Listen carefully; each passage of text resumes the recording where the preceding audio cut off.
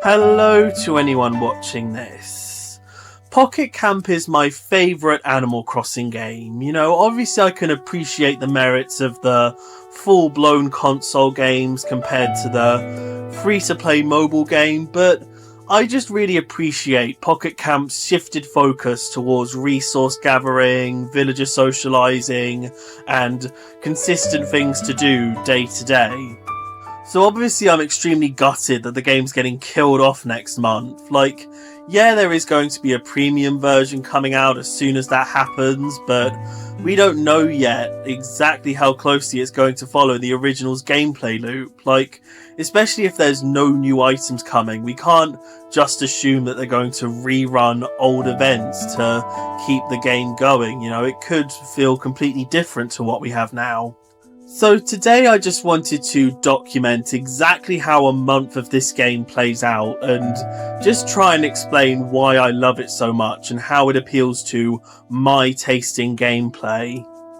And also, if the game does turn out to be completely different when it goes premium, I'll still have this to look back on and just think about the good times or bad times if I prefer how the premium game plays in the end.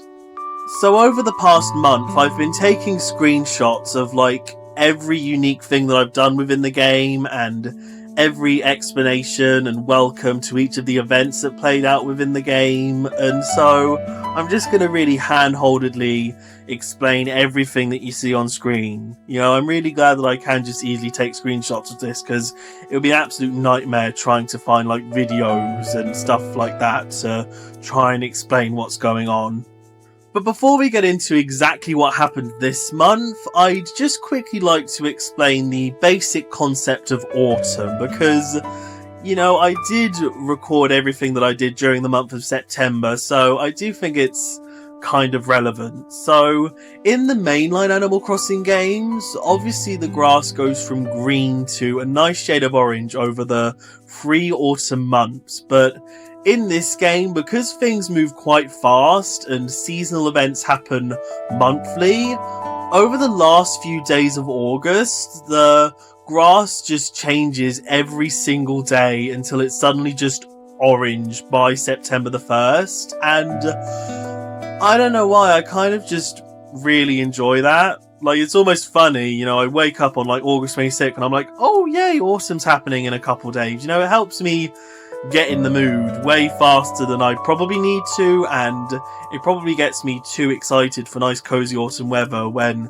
we're really still in the middle of summer. But for this game, I just think it really works.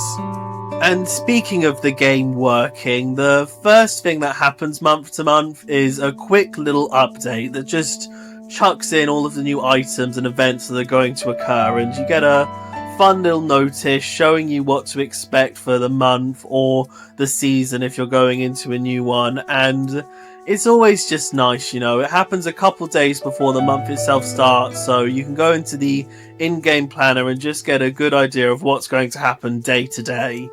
And as you can see, this month is a bit of a farm fresh September.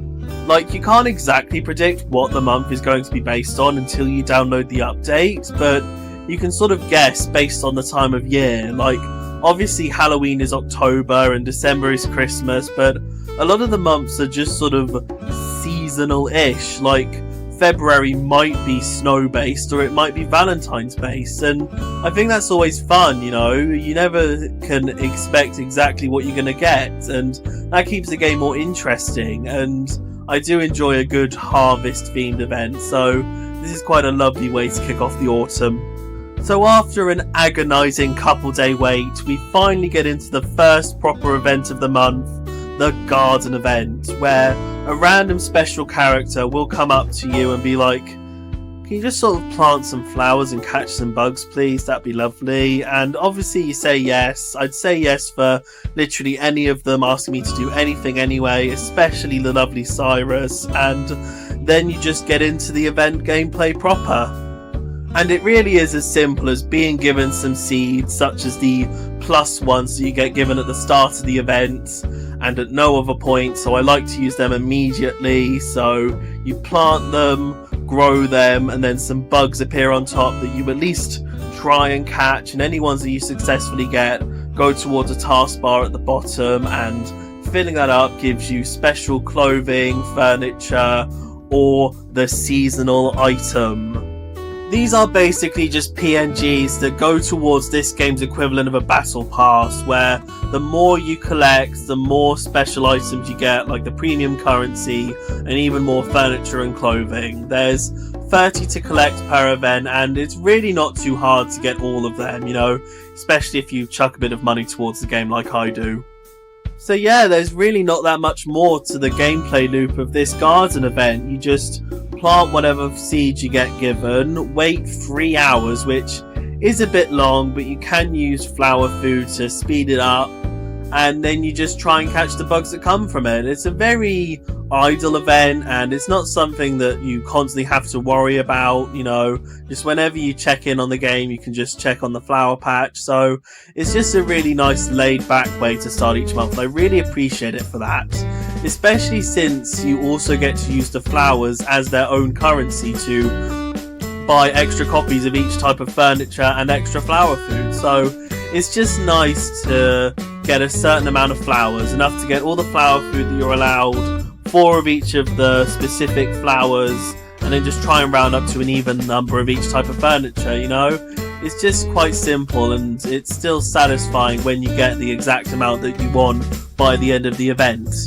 There is a second half to the event, but it's basically just more of the same, with a different coloured flower and gold and silver bugs, but it all plays out the exact same way. And once you complete the normal tasks for those flowers and bugs, you then unlock hard tasks, which is basically just collecting even more bugs, which, if you've been playing enough, you'll have already gotten enough of the basic flower bugs, and you'll already have cleared all of those hard tasks, and you can just focus on the gold and silver bugs. So it basically runs itself at a point, but I still enjoy it. You know, it's always satisfying to know that you've done something before even being asked to do it. And it also feels good because in amongst the rewards for those hard tasks that you've already cleared are the rest of the seasonal items for this event. So at that point I enjoy going and collecting all of the rewards that I can, you know, seeing all of the little gifty stamps pop up and all of the shiny extra items. It's just a good feeling, you know. It really helps wrap up this part of the event, even though it probably keeps going for another 3 or 4 days, just collecting more flowers, bugs and furniture, but I still just enjoy it for what it is.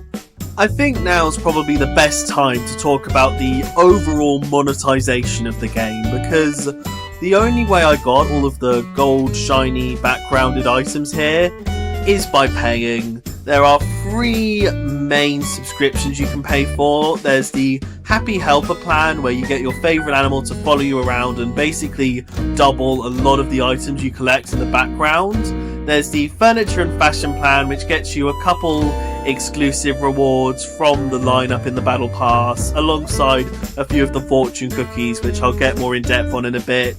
And there's the Merry Memories plan, where you get all of the fun extra gold items alongside a boost in leaf tickets every month. And obviously, personally, for £11, I think it's perfectly worth it. You know, I play the game every single day, and I always want to get the most out of it, so this just feels like a natural extension of that within my budget. You know, I have no qualms with buying all 3 a month. Something that I tend to avoid, though, is the general leaf ticket packs, which is just your general premium currency bundles that aren't really worth it unless you're desperately unable to scrape together enough of it to get something that you want. So I've always just looked away from that. And there's also special seasonal packs. You've got your bonus seasonal event items pack, which you'll only need if you just forget to play one of the events, and so you can just collect back up all of the items that you missed. So I never need that, obviously. And for this event specifically, for the garden, there's the growth packs, which I did used to get. You know, a nice big bundle of leaf tickets earlier on in the game did help me a lot, but they jacked up the price and suddenly I didn't want to get them anymore, and I've got enough flower food to last anyway, so I just moved past needing these. So yeah, this is definitely something I'm more excited to move on from when the premium version comes out, you know, just the one baseline price and you can't buy anything past that. I think that's a much better way of doing it, but for what it is right now, this free-to-play model has satisfied me at least. You know, I'm willing to put in that extra little chunk of change to help my game flow a lot better. You know, it's a personal thing. But anyway, moving out of the bigger aspects to the game, I just want to go over the day-to-day runnings of things. Basically, the gameplay loop is that you go between 4 different areas, you know, a river, an orchard, an island, and a ocean. You collect fruit, fish, bugs, all of that. It changes seasonally, so it keeps you on your toes somewhat. And then you fulfill requests for villagers, giving them whatever fruit, bug, shell, fish that they want. There's always one villager in each of the 4 areas, unless you use a special calling card to drag in another.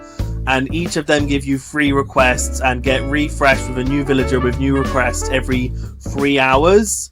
And since the fruit on the trees respawn naturally after 3 hours, I like to normally base my day around that, you know. The reset times with the current state of the clocks is at 7, 10, 1, etc. So if I wake up at 8 or half 8, I like to start my game up at 9, do my stuff then, and then play the game again at 10, and then just leave it till 3 o'clock so that all the fruit will have refreshed and it's a much more clear slate. And just this general collecting system really appeals to me, you know. It re-incentivizes collecting all these different things, especially because there's no museum or anything in this game. You purely do it for the love of all of these villagers and wanting to level up your friendship with them, which goes towards a general level up that gives you various rewards for just being dedicated to it. And I just really love that, you know. It genuinely feels like there's a reason to interact with all the villagers rather than just gaining an imaginary friendship point that means that they're nicer to you in future. It just feels like each of the villagers have a lot more purpose, and the fact that all of them have an individual level up, it just means you can focus on different ones at different times. Like if you feel like it, you can call just your lowest leveled villager in, just do some requests for them, maybe level them up, and you know, it's just very fun. And there is one other request that you get every few hours, and that's from your main hub in the game, the campsite. Now, this is just a general nice fieldy area that you just chuck all of your furniture into, which naturally doesn't really click with me as much as the other gameplay. You know, I got an autistic gene, not an artistic gene, but I like to think I've decorated my campsite nicely enough with all the fancy furniture I've gotten. And also you get to put in 16 villagers of your choosing, so naturally I went with all of my New Horizons besties, just so I've still got that same sense of community with them since I stopped playing New Horizons a couple years ago. And so it also means that they're distinctly apart from all the randos that appear in the 4 other areas in the game. But yeah, every 3 hours, several of these villagers will ask to be talked to, and some of them will just want nice conversations or will have unique dialogue for the piece of furniture that they're sitting in, but one of them will just ask for a bug, fish, fruit or shell of your choosing, which you just sort of give them a high enough value one and they give you like more money than what you can sell it for. That's the entire name of the game. Like with the bug for my Blairy girl here, I just give her the Horn Dynastid because it sells for 100, but she gives you 1500 back for it, you know? Instant profit. And the Horn Dynastid is a all year round bug, so I can just harbour a collection and not feel like I'm wasting space with my limited slots. And once you level other villagers up, they can also give you these special requests when they're out in the other areas, but it's not a 100% guarantee, so you can't just stock up on good bugs and fish and just be set. You've still got to collect all the more menial ones to give them when they can't be asked to ask for something special. But yeah, I just really appreciate the campsite as a general hub of the game. You know, you can obviously display all your favourite villagers, but also all of the furniture that you've personally collected throughout all of these different events. You know, it really feels like what you've accomplished with the game. And also there's different terrain parts, like in the foreground and middle ground, where you can put any type of grass or foliage that's available, and that does come at a bit of a steep leave ticket price, but you can get a special voucher to buy any terrain piece you want for free with the paid fashion plan. So it's nice to like wait a few months, stack up some vouchers, and then just buy a load of terrain parts and make up a new set. But also in your campsite is your camper van, which I really don't care for as much. Like, yeah, it follows you to every single area that you go to. Like, that's pretty cool. So whatever you display on the outside is constantly with you. But I just went for the normal, cute, New Leaf logo pattern designy thing and was just happy. And nobody visits the inside of your camper apart from your online friends. And why would your online friends in a random mobile game be asked about how you've designed your areas? So it really isn't that relevant, but you know, it's there. It's another thing to design if you feel like it, and it is the only thing in this game that can be expanded like a house in the mainline game. So that's always interesting. Obviously you have the unique special bird characters that do all the camper stuff, and they're cool, but I don't really have a need to mention them anywhere else in the video, so I'll just like shove in a mention of them here. Like, they're cool, but I've never really associated with them because I've never needed to. Like, literally only a couple months ago I upgraded my van just for funsies, like just because I could, and I had plenty enough money for it, so why not? But speaking of the online friends, now's probably the best time to mention that entire system. Basically, in each of the areas will be a real-life player who you can walk up to, and there'll just be like a make friends button. You just press that and fingers crossed they accept, and if they do, there's several aspects of the game that get massively improved the more friends that you have. Such as with the Shovel Strike Quarry, where you just sort of send out an SOS to every single one of your friends, and then in the friends list you can just tap a little button and they'll help you, which they don't actually help you, it's literally just them pressing a button, but then later you can go into the Shovel Strike Quarry and get a bonus of essences, materials, cash, everything like that, so it is useful. Now, all of the other social online aspects of this game can be interacted with at any time, but I'm going to be talking about them all under the framing device of the daily goals, which are just a rotating set of basic tasks that you do. There's 7 of them for each of the days of the week, and the other ones mostly just include catching river fish, catching ocean fish, catching bugs, but on Saturdays you're forced to interact with all the friend aspects of the game, so this is just the best excuse to talk about all of its aspects. So as soon as you open your friends menu, you see them all in a list with a personally selected picture that you can give special little emotes to called kudos, and I've never really understood the point of the kudos system. Like, you don't get any material bonus for doing it, and even as a nice gesture it doesn't feel like it holds that much weight, but as part of the Saturday daily gold you have to give out 5 kudos, so I like to just give one to all of the top 5 friends in the list, you know, all's fair. But the bigger friend related aspect is with the market box, where you can put up a load of items that you don't want and scroll through a load of items that your friends don't want. Now, these can range from ridiculously overpriced fish and bugs to generally helpful items that you can do with having more of. And when it comes to the Saturday daily goals, you're asked to put at least 3 items into your own market box. And what I like to do is just spam all of my lemons, because there are 3 unique fruit types that every player will only have one of. The lemons, grapes and lychees, and I ended up with lemons, and the maximum price I can put them up for is 100, but if somebody's unique fruit isn't a lemon, they can instantly sell them for 600. So I feel like if I just shove up all of my lemons, then I can just give them to all of my friends and they can make a nice profit off of it. It just feels like the most moral thing to do, you know, it makes the most sense for me.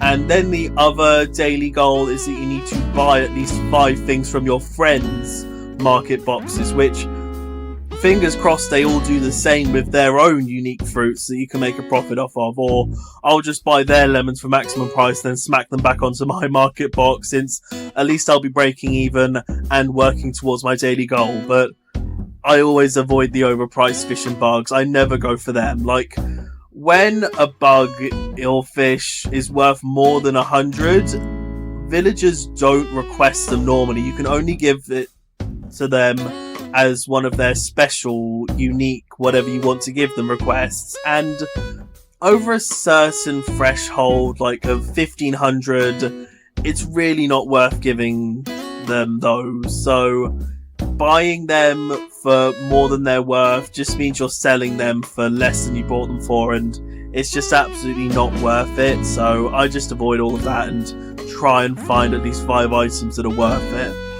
So yeah, the only real social aspect that I interact with on a daily basis is the friends market boxes, because other people like to put up items whenever they can, and it's always nice to go through and see if I can make a cheeky little profit. But once I've done all I need to on a Saturday, I go to the daily goals menu, just tap through, collect all the rewards, and that's all sorted. The other main social aspect is the gifts. These are randomly handed out through the seasonal events, each one having a special design for them, or there's just your basic colour ones, so you get as like daily login bonuses that you just sort of send off to a friend. It normally just contains like a special fruit, essences, a tool to help you catch extra bugs or fish, and maybe a fortune cookie if you're lucky. You know, it's just a nice extra wrinkle to the social aspects of this game, you know. Just give out gifts when you get them, bring them in when you get them. Me personally, I like having just at least 10 of each of the main colours, because I do love a good rainbow palette on screen at any points possible. Obviously, the fact that the premium version isn't going to have any social aspects means that I'm going to lose all of my gifts once I get the paid version, so I am trying to get through them all now at least, so hopefully I'll get through all of them by the time the game shuts down. And to be fair, I have been getting a lot more gifts since the end of service announcement was put out, so people are obviously trying to blitz through them the same way I want to, and since you get prompted to give one out when you take one in, it does mean that more gifts, I think, are flowing through the game than ever, which is nice. It means that it's like a final push from the community to make a community, I guess. You know, that's the big thing with these social aspects. It's just nice to know there are other people who enjoy Animal Crossing in the same ways that you do, since you're both playing the same game. Away from all the social aspects, the other main part of daily life within this game comes with Gulliver's Ships, where you get given a choice of 3 different islands. I like to normally go for ones that can give you snacks for animals and clothing. I don't like all the ones that can give you extra resources to catch fish and bugs, because I don't need extra resources to catch fish and bugs, and you give way more fish and bugs than you'd get back in terms of extra. You know, it's just a net loss of fish and bugs. So basically, you click on one of the islands, you give a load of materials, which they normally suggest like a specific type of thing depending on the theme of the island, like stripy clothes, but I just skip over that and go straight to the building materials, which I have absolutely no use for otherwise. Like, yeah, I can build any furniture I want, but I don't need to build any furniture I want, so it's just dead weight, and since it caps out at 999, I might as well use it for something. Even though I need 150 individual pieces, I have more than enough, so it works out to just pile in as much as I can, send the ship off, and then it'll come back within a few hours. You pick out what you want from the selection of gifts. You can pick out more if you want to spend way too many leaf tickets, so I skip over that, and yeah, you just keep doing that until you've gotten everything from all the islands, and then you refresh them and start again. It's just another thing where you get more and more resources the more you go on, and especially having a consistent way to get snacks, which you use to automatically increase friendship levels with animals, it just feels incredibly useful. But moving on, once I'm done with all of my social stuff and gone through all the 4 different areas, the next place that I go to is the cabin, which is basically just a smaller scale indoor campsite. even down to only being able to hold half the amount of villagers. And here I chucked in all of my New Leaf besties, which, you know, I like the fact that I can have one place for all my New Horizons friends and another for all my New Leaf friends. It feels very distinct, and I also get to talk to them and raise their friendship levels quicker, so it's just as beneficial as the campsite. So it's nice to, you know, start my day in the campsite and then through the morning end up in the cabin and then go back to the campsite after my second lot of gameplay in a set. So yeah, that's how an entire day plays out. You know, start at the campsite, talk to everyone, go around the 4 areas, end up at the cabin and talk to everyone, wait for the 3-hour timer to tick over, go back around all the areas, then go back to the campsite and wait for everything to respawn. It's a very simple gameplay loop, but just the fact that I know I'm constantly progressing keeps it interesting to me. So, you know, it's something I can enjoy at any time of the day, unless I forget to do it and get upset with myself because I've missed picking up a few fish and talking to Quilson for the 50th time. So, moving on to day 2, I feel like this is the best time to talk about the Camp Caretaker, which, if you don't remember from 2 minutes ago, is another one of the paid subscriptions where you basically get your favourite animal to follow you about and do a load of things in the background. Mine is Bones, because, I mean, just look at him. Just plain dog. How can you not find him the most endearing thing ever? And I purposefully made not only our outfits match, but I gave us all of the different live animals to hold and wear, because it feels more like it's a party of 11 rather than just a party of 2 running about to all the different areas, you know?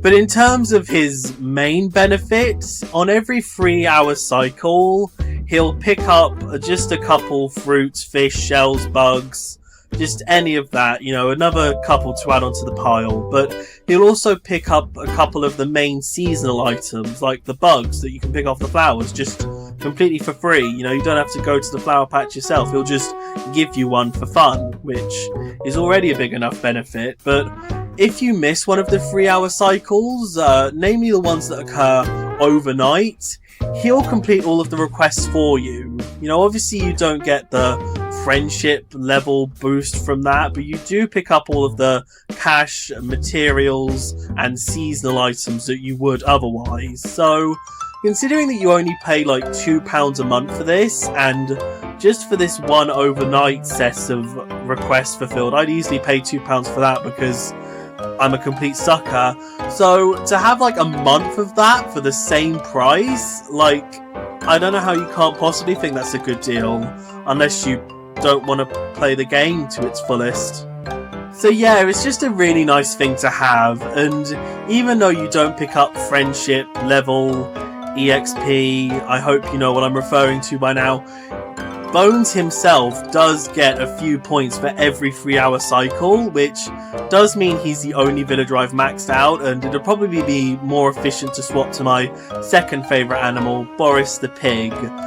But since your Camp Caretaker shows itself as a part of your like friend profile, I prefer to stick to my like actual favourite just for the sake of my image. You know, when the game goes premium, if you still get to keep the Camp Caretaker benefit, I will probably start swapping out villagers so that they can start levelling up really quickly, but just for now it can stick as Bones. So anyway, the other main thing that happens on day 2 is the first new fortune cookie release of the month. Now, the fortune cookies are another very controversial part of the game, as they are quite gacha-y. You know, you pay with real life money to get a premium currency to buy a fortune cookie that only has a chance of giving you the item that you want, but at least from my perspective and how I play the game, I've never had any issues with them. Because you can only get furniture and clothes from them, and that's not the main thing that I play the game for. This is a very, you know, supplemental aspect to the game. Like, yeah, when a cookie comes in and it has a lot of items that are very appealing, obviously I want to chuck a good few leaf tickets towards it, but that's all it is. You know, I'm not going to go out of my way to spend extra money just because I want an extra pitchfork or fluffy straw pile. Obviously, it's very extremely different for others, but for me at least, I don't think it's that bad, but I definitely put a good few leaf tickets into this fortune cookie because it's led by my New Horizons Moomphy tipper, so gotta support the girlies here. So after paying for 5 and getting some quite average items, I get points on my stamp card, which is basically just a way to buy whatever I want out of all the fortune cookies that are currently available. The prices do get quite steep. Like, for the basic 3-star items, you just need 1 stamp card filled, which is just 2 lots of 5 cookies, which is about a month's worth of leaf tickets if you're not, like, buying loads of extra leaf tickets or have all the premium plans. So it's not the most steep to get, and a new fortune cookie stays around for 3 months anyway, so if you keep buying cookies at an average rate, you'll be able to get pretty much any standard tier item you want by the time the cookie's going. But then the 4-star, slightly rarer items are worth 5 stamp cards, and the gold premier item is worth 10, which is a bit steep. Like, I really don't find that much overwhelming difference between even the lower end items and the highest end item. Like, they feel like they fulfill the same kind of niche. Like, the basic items can easily fill up a more plain area of your campsite, but the big items just get stuffed into a corner to be a nice set piece. So I feel like they both have an equal amount of purpose in the end. So to be that different in price is just sort of a bit harsh, but I don't aim to save up 10 of these stamp cards, so it doesn't really affect me in that sense. And even without stamp cards, as I've already mentioned, there are plenty of other ways to get free fortune cookies, like through the gifts or the battle pass, and there are more ways that I'm yet to explain as we go through the month, so they're not exactly limited on how many they give you, although especially the ones from gifts are very random and can be quite old cookies, but it's always nice to get a fancy piece of tat now and then, There's even a chance to get a free premium cookie daily from the fortune cookie shop. There are a couple that you can pay for with bells every day, and while they're normally just the really basic plain Timmy, Tommy, Mabel, just random furniture that you'd easily pick up 20 of in New Horizons, that sort of thing, there is like I want to say 1 in 10 chance that either of them will be one of the cookies that you'd otherwise pay 50 leaf tickets for only like 5,000 bells. So it's totally worth it whenever one of those pop up. So that's always nice that they still give you a chance to pick up one for free. Like, obviously I'm not defending gacha even in its most innocent form. It's just, like I keep saying, for me it doesn't hamper my experience. So yeah, that's the main stuff that happens on day 2, and it's time to skip straight to the end of the garden event. There's not much more to the gameplay loop than that for now. There's no other special events that happen during it. You just keep picking those bugs off of those flowers until whichever special character buggers off. So then you get a single day off with no kind of event, immediately followed by the first 3-day event of the month. These are completely unrelated to the main seasonal stuff. They're just like an extra thing going on in the background. This one being for collecting rice grasshoppers, where you collect rice grasshoppers in your normal bug catching area and fill up goals similar to the daily ones, and at the end of it you get a free fortune cookie, which, don't let me use the word generous sincerely at any point during this, but it's just nice that you get the most recently released fortune cookie for free just by playing the game as you would normally, just sort of making sure that you collect enough of these single types of bugs. And since I have the camp caretaker, about once or twice a day, Bones will give me an extra rice grasshopper, which is really good if I'm having terrible spawn rate luck catching them. And I don't mean that in some sort of nasty Pokemon way where you only have a 1 in 1500 chance of catching a shiny. I just mean I'm like genuinely unlucky and can't have a 1 in 10 chance of spawning something in a room where like 10 things will spawn to save my life. So let's move on to the next day and the start of the second main seasonal event, the fishing tourney. This is basically where CJ appears at either the river or the ocean and just sort of makes you catch special fish just for a week straight.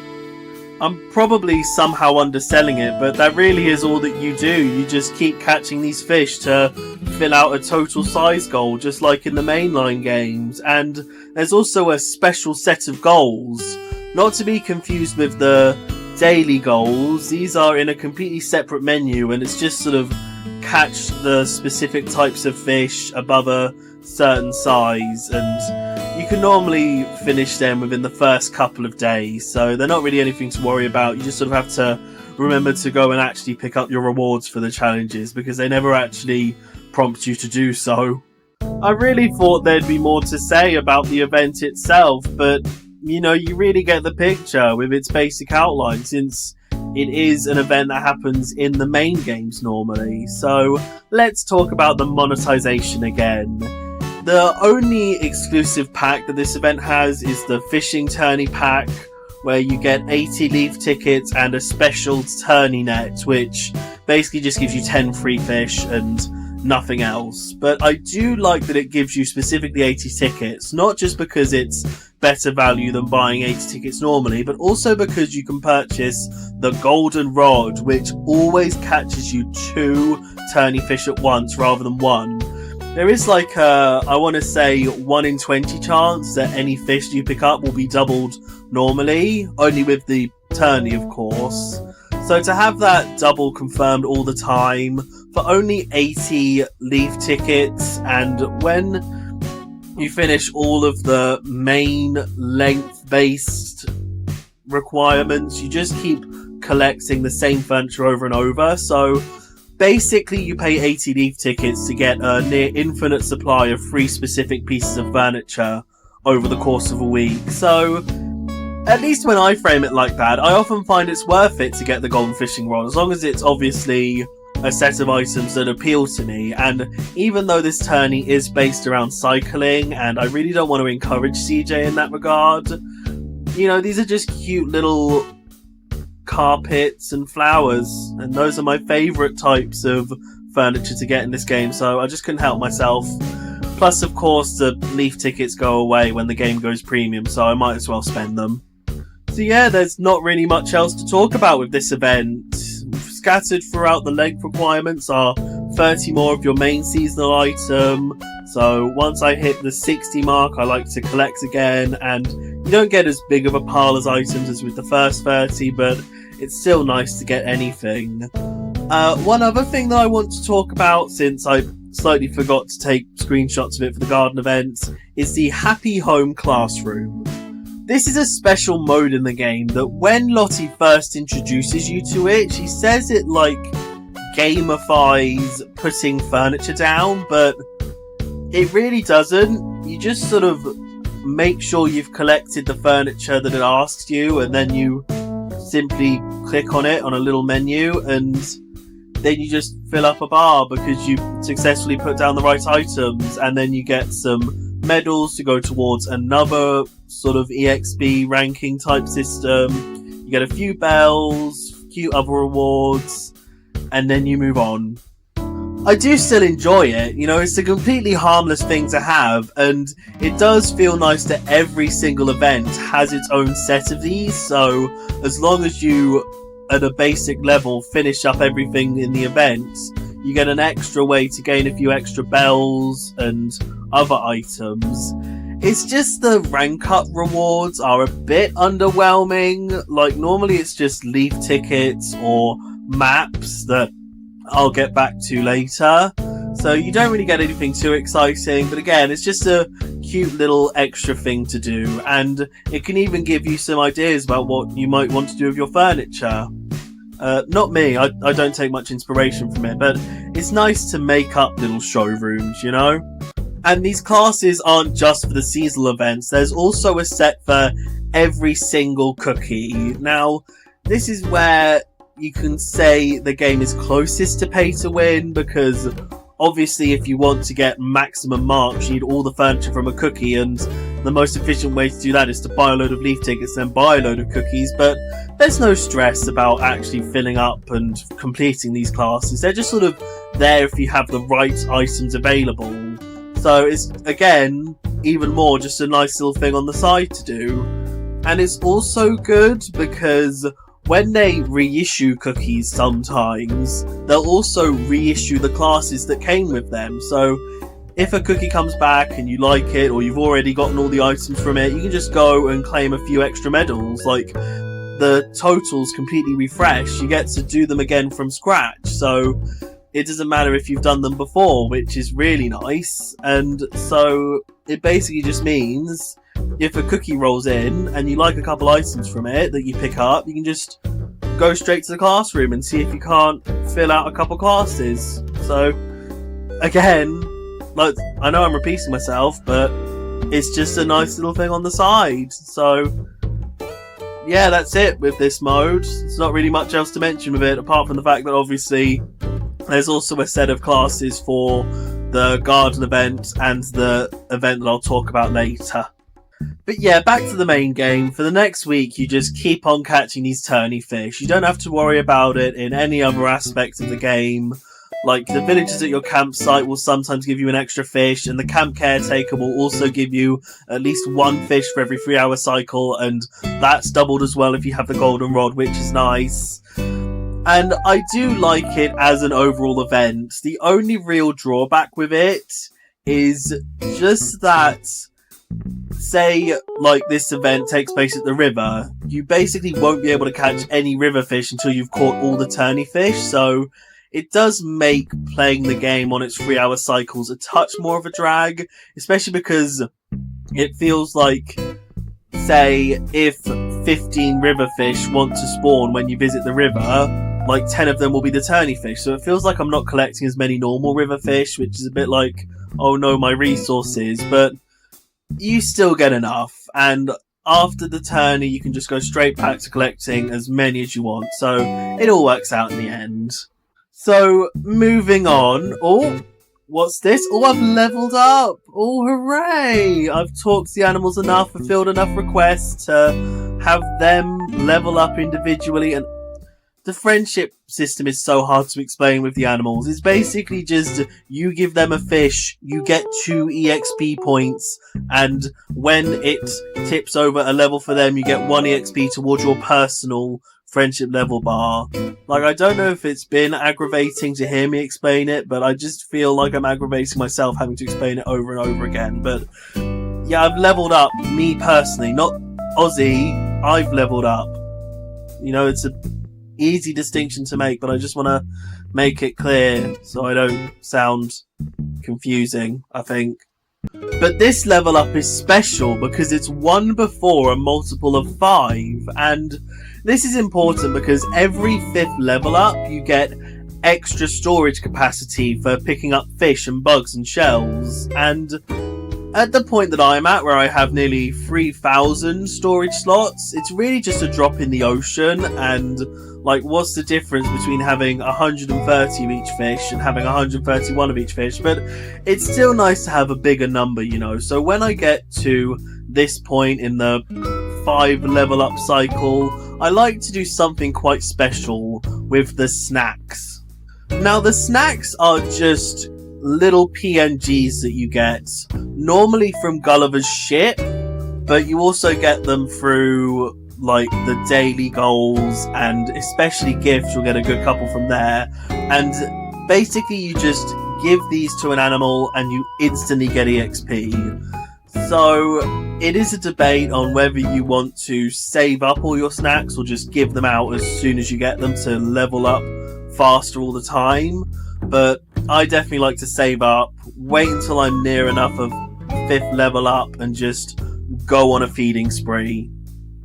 Oh god, this is going to be awful to explain, isn't it? Basically what I do is that I go into the contact list and pick out the least leveled up villager of each type. Now, I haven't explained the types yet, and that's because overall they really don't matter. Like, each animal above their normal personality has one of 11 different types, and these basically just dictate their taste in furniture, which only really applies when it comes to when you have a conversation with them. Sometimes they'll be like, oh, Maddie helped me out with feeding my pet hamster. I want to get her a nice gift. What should I get her? And you just want to pick out something that seems like is from her type of furniture preference. You don't get any bonus EXP for picking right. It's literally just like whether Maddie's going to be happy or neutral with what you get. So it's really pointless apart from when it comes to the snacks, because each villager type has their own unique type of snack that will give you bonus EXP if you specifically give it to them. So basically I just used the calling cards to call one of each of the villagers into one of the 4 different areas, and since I can only do that one at a time, you can't call more than one villager into an area, I have to go on like 3 sets of 4 every few hours, because the one animal sticks around for 3 hours just on their own. And you do get an extra set of requests to do, and extra couple points for talking to them as per normal, so that's all nice. But I just give them all of their applicable snacks. You know, they're nice and happy, and the levels just shoot up, especially if you give them the gold treats, which give 25 points to any villager, which is good, obviously. And yeah, I just keep going around and doing that with every type of villager, and just waste all of my snack reserves. And once I've done that, I'll have definitely leveled up, probably way past the level that I needed to, but I really don't mind, because that means I'm even closer to the next 5th level up. And then I get my 5 more spaces to hold collected items. You can just see how much of a difference it makes. And yeah, that's just a nice thing to distract me for a couple of days, just giving all of these buggers way too many sweets, really. It's a nice system to have. It's always good to have a quick way to level up any villager you want, especially when they were dropping in new. I like to have a good reserve of at least 20 gold snacks for every new villager that came in, so I could instantly get them to level 20, and that's when you get their portrait, which was basically like the last major level up for them. So, you know, it all works out. This has been quite a long-winded explanation to just say I give them something that levels them up quick, but I just feel like it's important to still go through it, because it's such a satisfying thing to collect all these snacks and just be able to blow them all at once and just throw up my level. You know? I hope this wasn't too weird of a segment, talking about just giving all these animals a lot of food.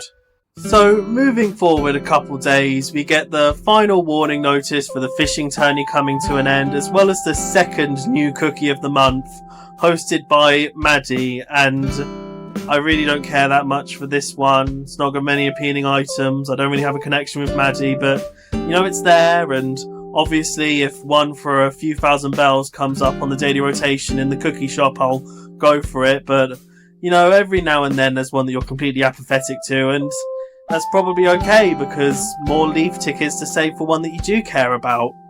But there is another thing that I want to talk about here that's perhaps my least favourite part of the entire game, and that's the random holidays that get inserted in. Now, there's no special event like with the mainline games. It's literally just a villager saying, oh, isn't this nice, this thing that's happening today, you gonna do anything? And then just loading out the conversation. And then you have to go back in so you can have your normal heart EXP boosting conversation with them. That's one thing that happens with the first villager that you talk to, but it happens with literally every singular villager that you talk to throughout the day. So hundreds of seconds wasted over something that I got the idea of the first time. Like, why not just have the thing about the autumn moon be on this bit when you're going to select what you want to do with them normally? Like, I feel like that would be a lot more efficient, but no, I have to go through the same dialogue 20 times in this one day. It's incredibly annoying, but at the same time, I'm glad that this one happened in the month where I was recording everything, so I could get proof of it happening, so I can moan about it here. But moving on, the next day the fishing tourney is over, you get your trophy, which is an actual piece of furniture that at this point I have about 2 dozen of, but, you know, the more the merrier. And CJ still hangs around the area, but it's literally just so you can like say hi to him for a day and give him any of your extra fish, which I normally do the night before the tourney ends anyway, so it's kind of pointless, but it's cute to have him standing there anyway.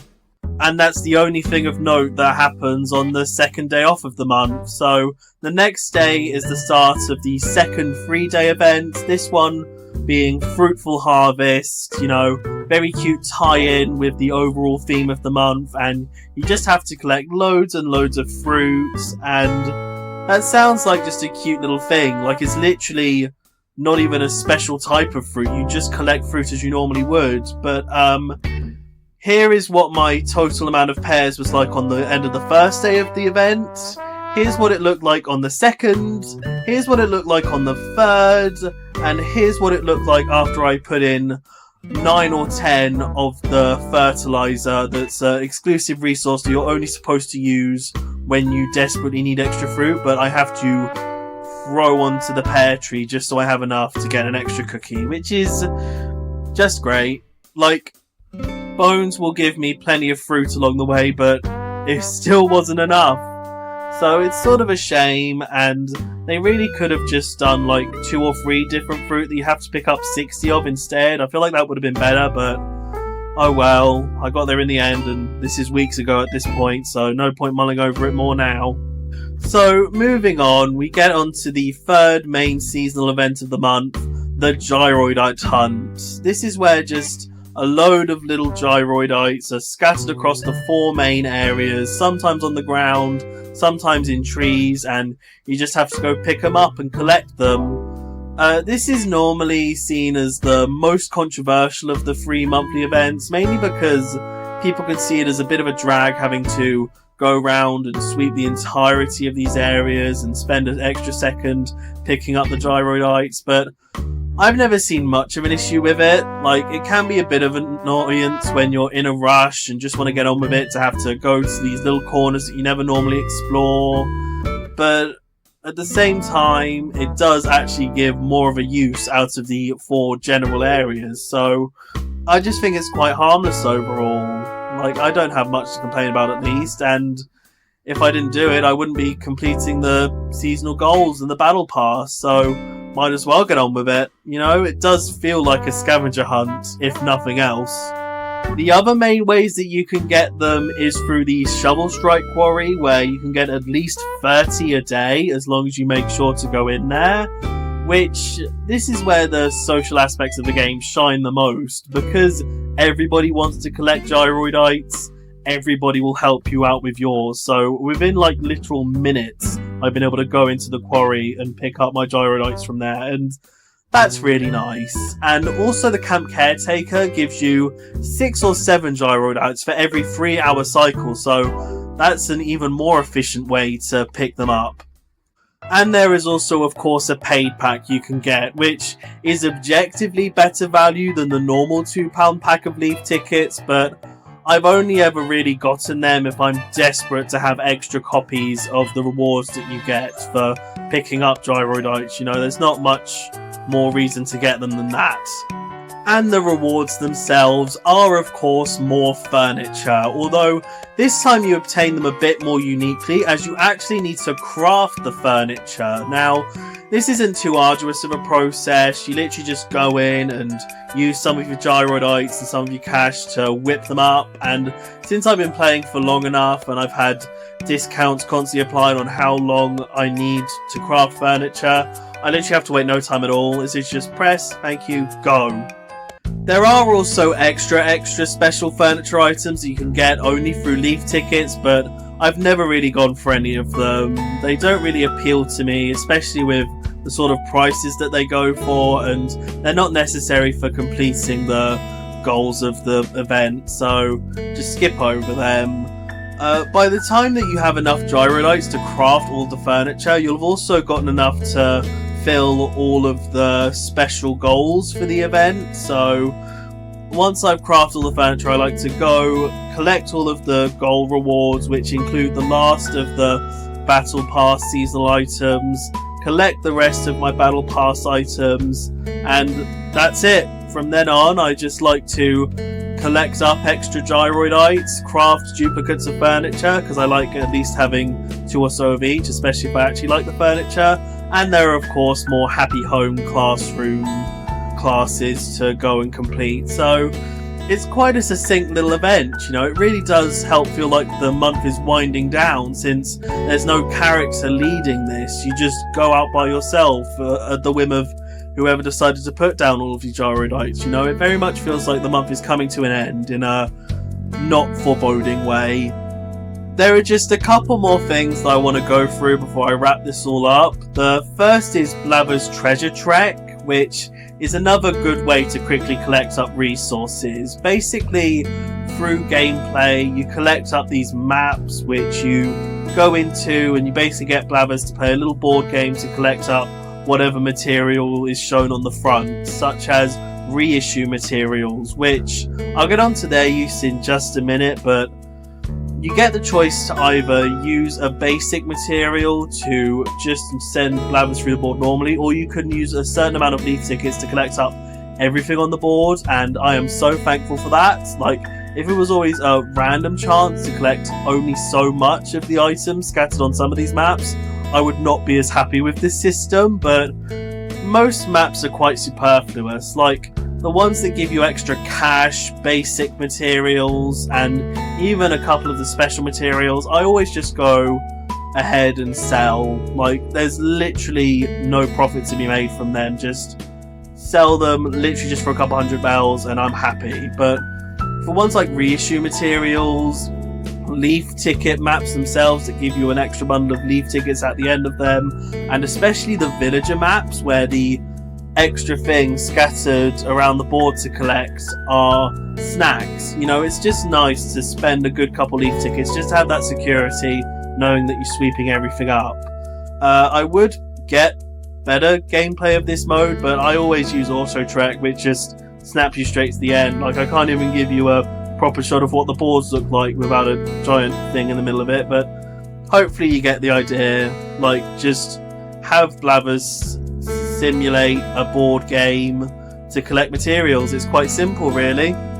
The last main thing that happens in the back end of months is normally an event item reissue, where furniture from events in previous months are just sort of available to be crafted for a slightly steep price, but it's understandable because, you know, why weren't you there before? And obviously, if it's from a previous gyroidite event, you don't need to have the gyroidites collected. You can just use cash and materials instead, which is always good. But this is where the reissue materials come in, because you need a good couple of them to craft some of the fancier, bigger items, but they're always worth it to me. Like, it's always nice to go and see what's been reissued, especially because I've only been playing the game for 2 of its near enough 7 years, so it's nice to catch up on things I never had a chance to get before, and it's even nice to be able to craft 2 of everything. But obviously some of these events are ones that I've gone through before, and I already have plenty enough of that stuff that I won't feel the need to craft any more of them. But yeah, it's just a nice little thing to also have at the end of the month. Just extra things to craft if you're bored, or just in general like the sets of furniture. It gives an extra oomph to the overall theme of the month, especially when that's starting to fade. So again, it's just nice to have. It's always good to bring back old stuff. And the final thing to do in a month is, of course, get the update for the next month and start the whole process again, scrolling through and seeing what's all nice and new. And yeah, that's Animal Crossing Pocket Camp, I guess. I hope I did a good enough job explaining everything. You know, normally the kind of people who I explain games to have no idea what I'm talking about, so hopefully it's at least slightly different here. And if you are already a player of Animal Crossing Pocket Camp, I hope I'm not about to get a constructive comment about all the stuff that I explained wrong. Just, yeah, like I've been saying, there's just so much that I love about this game. The way that it shifts its focus with its main gameplay loop, I think is so compelling, and there's a lot that I think could be taken into a mainline Animal Crossing game from this. You know, not just crafting or whacking out their furniture, like all of the different monthly events really keep Pocket Camp going, and it would do wonders for a mainline game that could very easily get stale. You know? Obviously, we don't need like a premium paid currency in a mainline Animal Crossing game. You know, apart from that, I think there's so much more to be taken from Pocket Camp than what's already been put into New Horizons. And while the more premium future of Pocket Camp is still a mystery right now, I can't say I'm not looking forward to seeing where the game goes from here. Like, even if it's just previous events coming back again and again and again, I'll still want to level up all of the different villagers and just in general have a nice phone game to play every single day, you know? I'm not going to fall out of love with it, even if there's nothing new being added, and I think that's just a testament to how good it is, because I genuinely cannot say the same about New Horizons. Like, I did get a good 3,000 hours out of that game, so I'm not trying to shade it that much. It's just, at the end of the day, like I said, Pocket Camp just appeals to me more at this point. But yeah, if you have any questions or concerns, do let me know. Just the only villagers from New Leaf that aren't in Pocket Camp are the Amiibo exclusive villagers, which are really a testament to just how sadly devoted I am to this game, because if they did get added in, I'd be more excited to be able to level them up and get more friendship levels than to actually have the potential to have like cool Nintendo furniture added to the game. But bye bye. Have a nice day.